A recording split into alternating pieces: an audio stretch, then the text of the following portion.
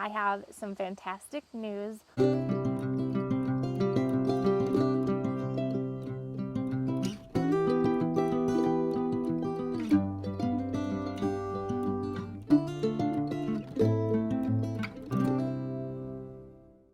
Hey everyone, what's going on? My name's Alicia and welcome to Double A Homestead.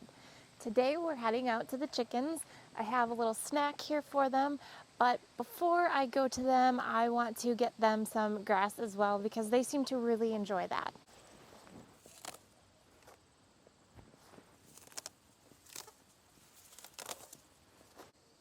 A few things that I have in this bucket is grass that you saw me pick, and I also have cucumbers. They really seem to enjoy those, and I always try to bring them a nice snack when I go visit them.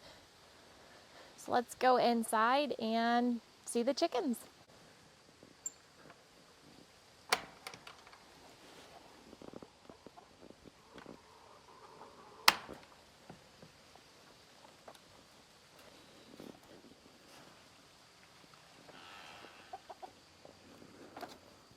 Hi everybody.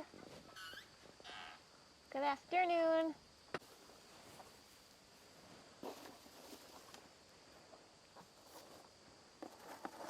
Some grass.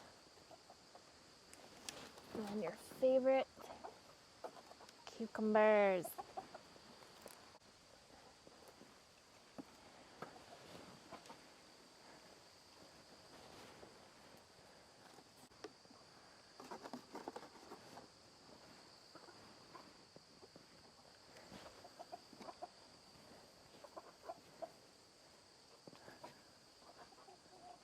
So let's talk a little bit about how we are raising our chickens. We are in an enclosure, which is called a chicken run. And the reason why we have this is because we were debating on what we should do. Should we have free range chickens or should we have an enclosure for them? As we have been on this property, we realize that we have a lot of predators in the sky and on the ground that could easily take out our flock of chickens overnight. So we decided that a chicken run would be best for us and our chickens to keep them safe, happy, and healthy. But we do our absolute best to make sure that our chickens are happy. I'm always bringing them snacks. As you can see, I brought them cucumbers, which has been their absolute favorite. And they love grass. I always try to go through and pick out grass for them. That's just what free range chickens do. They like to go through weeds and pick things out. So I try to bring that to them the best that I can. One of the things that we have learned about raising chickens, and you may learn very quickly as well, since we've had them in April, and doing our research trying to figure out how to raise these chickens, the internet is very spotty on direct answers when it comes to chickens. There's a lot of this and that and just a lot of different answers on what you should and should not do. So we really had to just kind of go with our guts and figure out what is best for these guys. You know, as far as should you put apple cider vinegar in their water to help with pasty butt, which I highly suggest. What kind of feed that you should be giving them, the percentage, all of that. There's just so much out there. So we really had to go with research and kind of what we felt was right. And so far, I think we've done a pretty good job. I can give you guys a tour of the chicken coop and the chicken run so you can see a little bit of what we did and why we did what we did. This is our chicken coop. And we put stairs on here so they can get up in and out of the chicken coop very easily. And we decided that we were going to get an automatic door. We figured that it would be best for our situation because we are still working and we wouldn't be able to be here on a regular basis to be able to open and close that door. So we decided to get one of those. This is the inside of our chicken coop, and to the right of me we have our nesting boxes. Now our hens started laying about a month before we actually thought that they were going to start laying, so we had to come up with something quick. We paid about $12 each for these, and they're not terrible for what they are. They do the job just fine for our hens, but eventually we would like to upgrade to something different. For the inside of the nesting boxes, we decided to put hay in there, and as you can see, they like to pick that out and spread it throughout their chicken coop.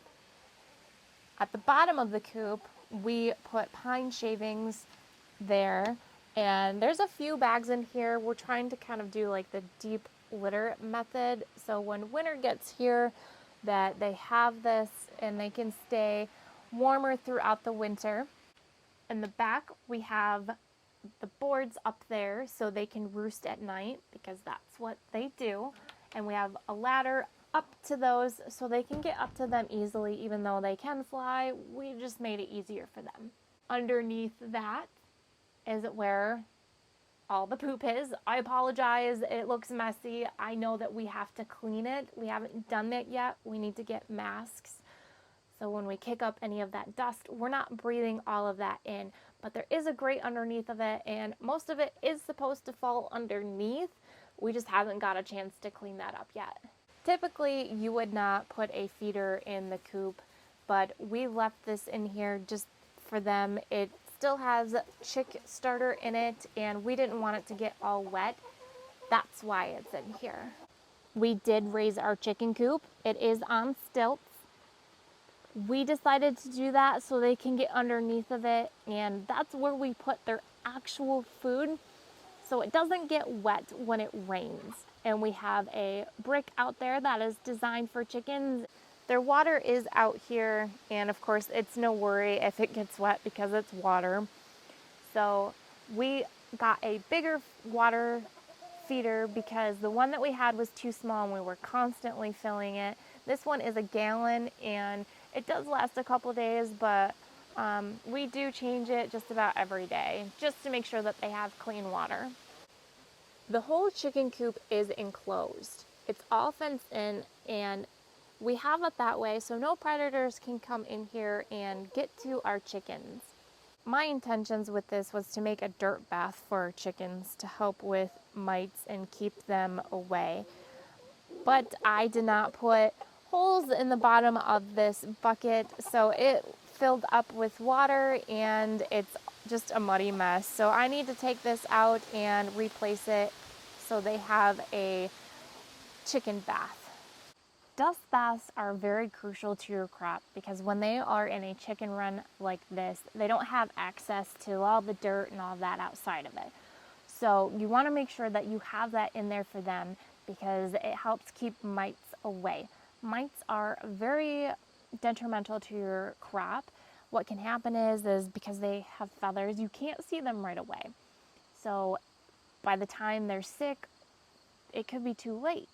So that's why we have that in there. As far as the mixture goes, we have a wood burning stove. So we just take the ash from that and then I mix it with some DE. Now you could use sand, but I've found out with sand that you have to be very specific on what you use. You don't want to use play sand because it is way too fine and they will eat that and it can get compacted in their intestines and it's not good for them. Now let's talk about an issue that we ran into not that long ago. I mean, we've been dealing with it for a while, but it's something that we really weren't sure what we were going to do about the situation. So when we got all of our hens, there was only supposed to be one rooster, and that was not the case. We learned later on that we have 3 roosters. So why is that bad? Well, it's bad because when you have a rooster, typically that rooster will have up to 30 hens, which seems like a lot, but that keeps your hens from being stressed, getting plucked. They will pluck out their feathers, things like that.